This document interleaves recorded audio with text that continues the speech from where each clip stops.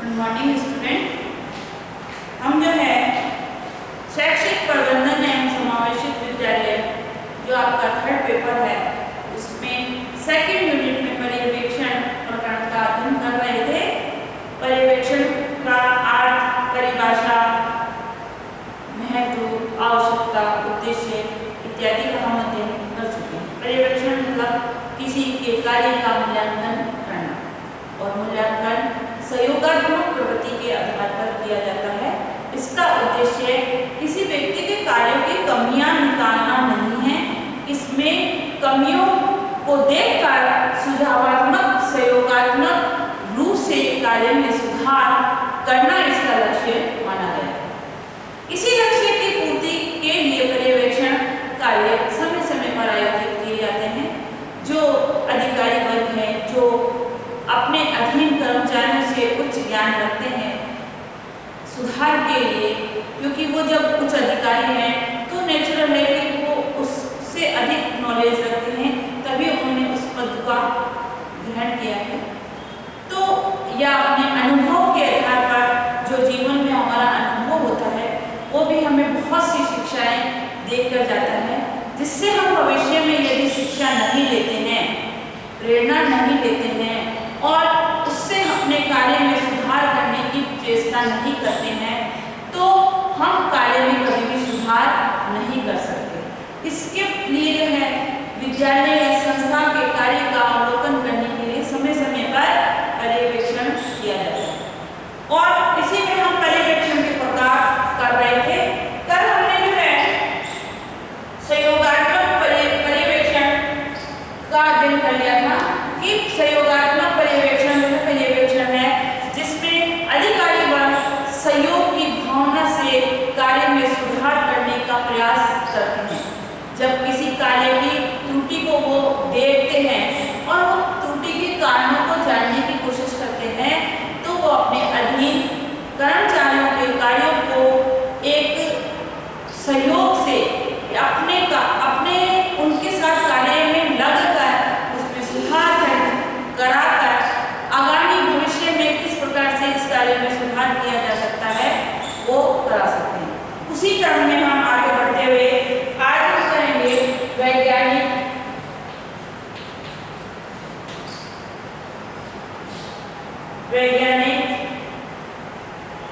पर्यवेक्षण।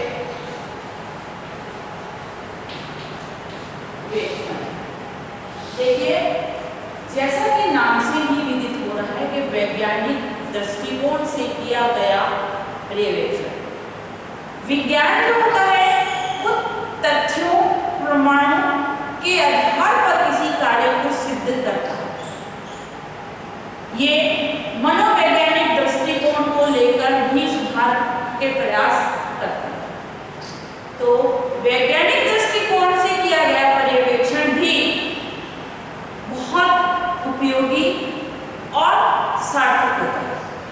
इसके द्वारा हम किसी संस्था के कार्यों में सुधार जो करते हैं उस सुधार के परिणाम तर्क के साथ प्रस्तुत करते हैं या कार्य की कमियों को जो हम देख रहे हैं उन कमियों का अवलोकन करने के बाद अधीन कर्मचारियों को तथ्यों, प्रमाणों के आधार पर ये बताने की कोशिश करते हैं कि आपके कार्य में जो त्रुटि रही है उस त्रुटि का प्रमुख कारण क्या है और हम उसको किस प्रकार से, किन तथ्यों से, किन प्रमाणों से इस कार्य में सुधार कर सकते हैं।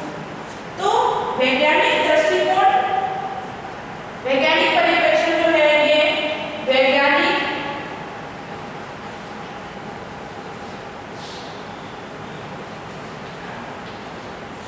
दृष्टिकोण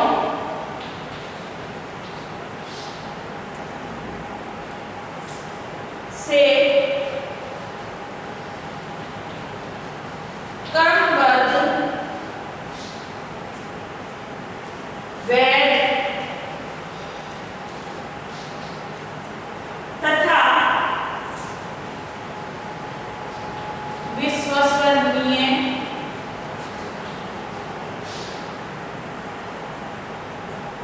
विश्वसनीय रूप से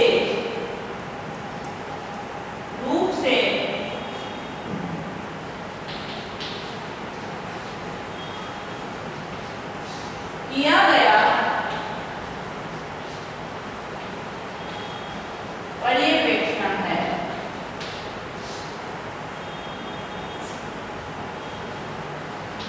ठीक है, इसमें वैज्ञानिक दृष्टिकोण अर्थात विज्ञान के आधार पर, तथ्यों के आधार पर किसी भी चीज का मूल्यांकन क्रमबद्ध तरीके से, स्टेप बाय स्टेप, वह चाहे कोई भी इसका मूल्यांकन करेगा परिणाम एक ही आएगा, परिणाम में कोई परिवर्तन नहीं आएगा। उसको क्या कहते हैं? वैध। तथा विश्वसनीय। वैध क्यों है? जब कोई भी व्यक्ति उसका मूल्यांकन करेगा तो उसके मूल्यांकन का परिणाम एक ही आएगा, परिणाम में कोई परिवर्तन नहीं आएगा, अर्थात कोई भेदभाव नहीं होगा, और इसलिए ये विश्वसनीय है। ठीक है, रूप से किया गया पर्यवेक्षण है जिसमें विज्ञान के तथ्यों के आधार पर किसी बात को प्रमाणित किया जाता है। अब जो अय्यर शिक्षाविद हुए हैं, उन्होंने वैज्ञानिक पर्यवेक्षण के को निम्नलिखित चित्र से प्रदर्शित किया है। ठीक है,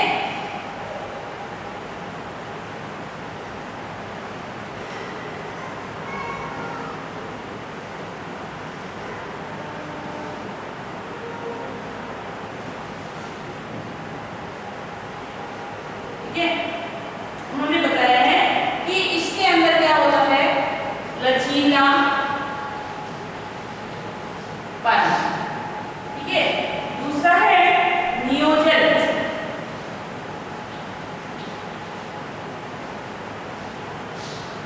तीसरा है वस्तुनिष्ठता,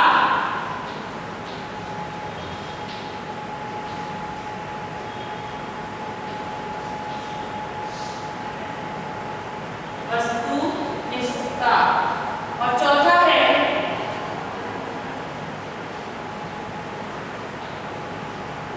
मूल्यांकन।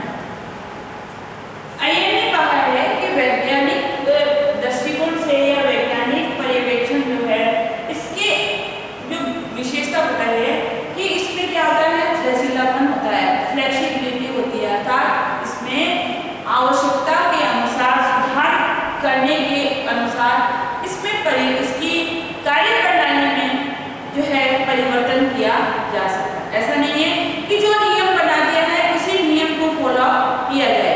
यदि उस नियम से कार्य में व्यवधान आ रहा है, कार्य का परिणाम सकारात्मक प्राप्त नहीं हो रहा है, तो उसमें जो है समय पर जो है परिवर्तन कर दिया जाता है। दूसरा है नियोजन। इसका नियोजन जो है, जो बहुत ही वैज्ञानिक दृष्टिकोण के आधार पर किया जाना चाहिए, जो तथ्य और प्रमाणों के आधार पर किसी बात को सिद्ध करने का प्रयास करता है। तीसरा है वस्तुनिष्ठता। वस्तुनिष्ठ प्रश्न जो होते हैं उसका मूल्यांकन जब हम करते हैं, उसका उत्तर के आधार पर किसी के भी द्वारा जो आंसर की बनी है, कोई भी उसको चेक करेगा तो उसका परिणाम एक ही प्राप्त होगा। तो वैज्ञानिक इसका जब हमने परिभाषा में भी देखा था कि इसके अंदर वस्तुनिष्ठता होती है, अर्थात सत्यता होती है, विश्वसनीयता होती है, इसके मूल्यांकन में किसी प्रकार से कोई परिवर्तन नहीं आता है, चाहे कोई भी इसका मूल्यांकन करे, और जो इसका मूल्यांकन का तरीका है वो पूर्णतः वैज्ञानिक दृष्टिकोण पर आधारित है, अर्थात वस्तुनिष्ठ है, विश्वसनीय है, सही है। इस प्रकार से वैज्ञानिक पद्धति से किया गया पर्यवेक्षण जो है, इसके अंदर वैज्ञानिक दृष्टिकोण की प्रचुरता होती है और इसके परिणाम भी सही, कोई भी करे विश्वसनीय मूल्यांकन माना जाता है। अब है इसकी विशेषता।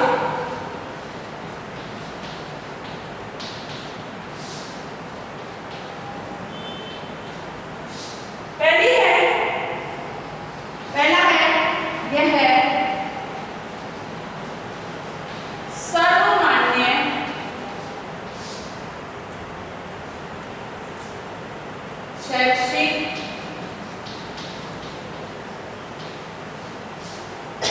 विकास पर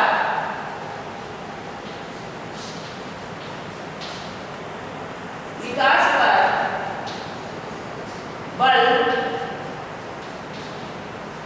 देता है। दूसरा है इसमें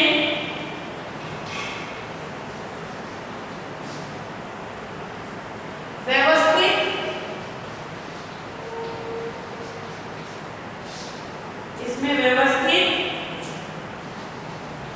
क्रमबद्ध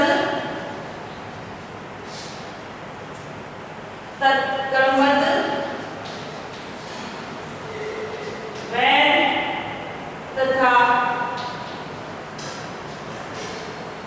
विश्वसनीयता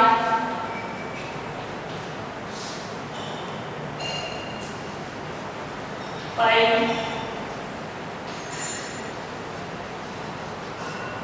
जाती है।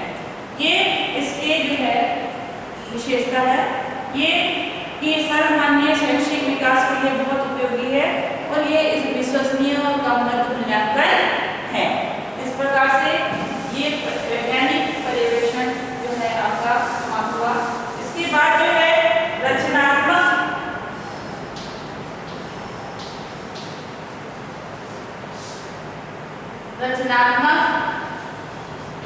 पर्यवेक्षण अगला प्रकार है रचनात्मक पर्यवेक्षण। रचनात्मक पर्यवेक्षण स्वीकार करता है कि प्रत्येक व्यक्ति जो होता है उसके अंदर कुछ ना कुछ मौलिकता होती है, कुछ ना कुछ विशेषता होती है। वो समय परिस्थिति अवसर के अनुसार निकल कर बाहर आती है, क्योंकि हर व्यक्ति का नेचर, हर व्यक्ति की रुचि स्वभाव एक जैसा नहीं होता। ठीक है, इसी दृष्टिकोण पर यह पर्यवेक्षण आधारित है, जिसका मानना है कि सृष्टि में प्रत्येक व्यक्ति अपनी मौलिकता को लेकर पैदा हुआ है, कुछ न कुछ अलग विशेषता को लेकर पैदा हुआ। ठीक है, और जो उसकी मौलिकता है, कार्य को कुछ अलग ढंग से करने का तरीका है, वो उसकी रचनात्मक प्रवृत्ति कहलाती है। फॉर एग्जाम्पल मैं आपको बताती हूँ कि हम एक कार्य है कक्षा के अंदर हमने बालकों को दे दिया, सभी बालकों को।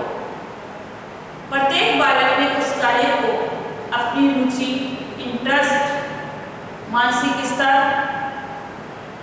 के अनुसार अलग अलग तरीके से प्रस्तुत किया। उनमें से क्योंकि जिसमें रुचि होती है, जिसमें कि उस कार्य में रुचि थी, उसने उस कार्य को बहुत अच्छे ढंग से या हम कहें बहुत बेहतर ढंग से प्रस्तुत करने की कोशिश करी। उसमें अपनी कुछ क्रिएटिविटी, उसने मौलिकता, उसमें पहचान उसने छोड़ी। वो क्या कहलाएगी? उसकी रचनात्मक प्रवृत्ति, क्रिएटिविटी, जिसके माध्यम से उसने अपने कार्य को कुछ नया अंजाम देने की कोशिश की।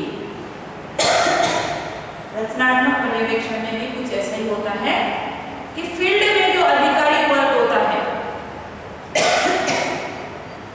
वो अधिकारी अपने कार्य में करने के लिए सभी अधीन कर्मचारी को अपने साथ देते हैं और हर कर्मचारी को अपनी रुचि के अनुसार कार्य विभाजित करते हैं।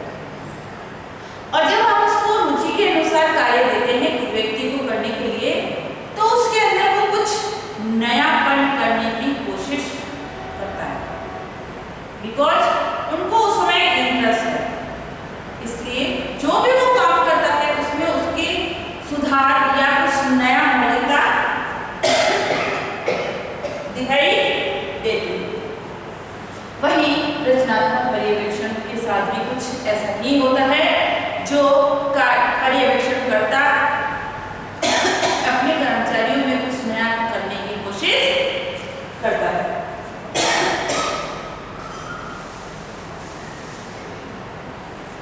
देखो, रचनात्मक पर्यवेक्षण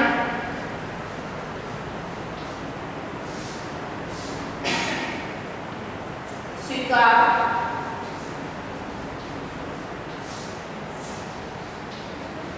करता है कि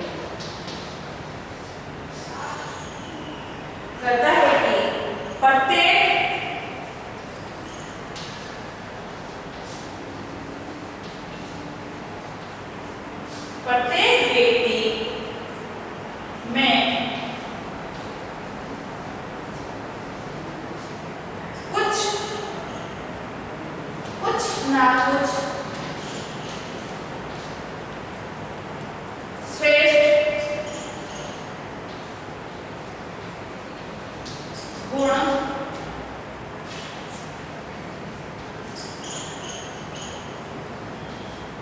होते हैं।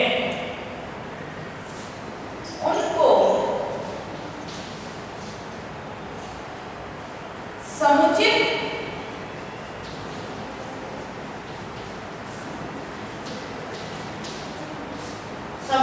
अवसर प्रदान करके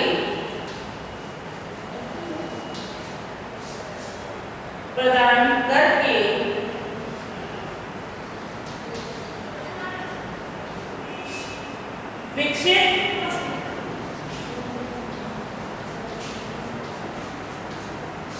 किया जाता है। ठीक है, हर व्यक्ति अपने मौलिकता को लेकर जो कार्य करता है वो इसके अंतर्गत आता है। इस प्रकार से जो है पर्यवेक्षण के प्रकार जो है आज समाप्त हो गए हैं। कल हम आगे का इसी टॉपिक से समझने करेंगे। आपका होमवर्क है पर्यवेक्षण के प्रकारों को समझाइए। 250 शब्द में इसका आपको आंसर देना है, जिसमें पर्यवेक्षण के सभी प्रकार सम्मिलित होंगे। साथ ही घर पे